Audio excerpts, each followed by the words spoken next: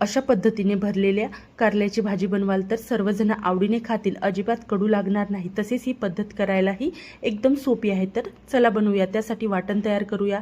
त्यासाठी खोबरं, शेंगदाणे, कांदा, लसूण, जिरं आणि धणे घेतलेले आहेत, ते भाजून घ्यायचे आहेत आणि मिक्सरच्या भांड्यामध्ये काढून घेतलेले आहे। तसेच त्यामध्ये 1 चम्मच लाल तिखट, हळद, गरम मसाला, चवीपुरतं मीठ घातलेलं आहे।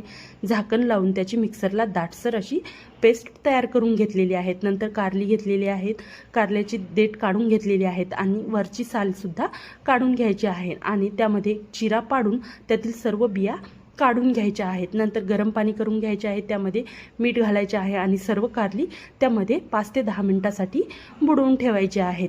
5 ते 10 मिनिटांनंतर ती काढून त्यातील सर्व पाणी काढून घ्यायचे आहे, चांगले सुकवून घ्यायचे आहेत। नंतर त्यामध्ये वाटून घेतलेला मसाला सर्व कारल्यामध्ये भरून घ्यायचे आहेत। अशा प्रकारे सर्व कारले मध्ये मसाला भरून घ्यायचा आहे। नंतर पॅनमध्ये तेल घालायचे आहे। तेल गरम झाले की ते एक एक करून सर्व कारली त्यामध्ये घालायचे आहेत आणि चांगले फिरवून घ्यायचे आहेत। एका साईडने ते चांगले भाजले की परत दुसऱ्या साईडने ते पलटवून घ्यायचे आहेत। अशा प्रकारे दोन्ही साईडने ते खरपूस होईपर्यंत भाजून घ्यायचे आहेत। तर रेडी झाली आपली अशी भरलेल्या कारल्याची भाजी। तर या मग सर्वजण खायला। व्हिडिओ आवडले असल्यास चॅनलला लाईक, शेअर आणि सबस्क्राईब नक्की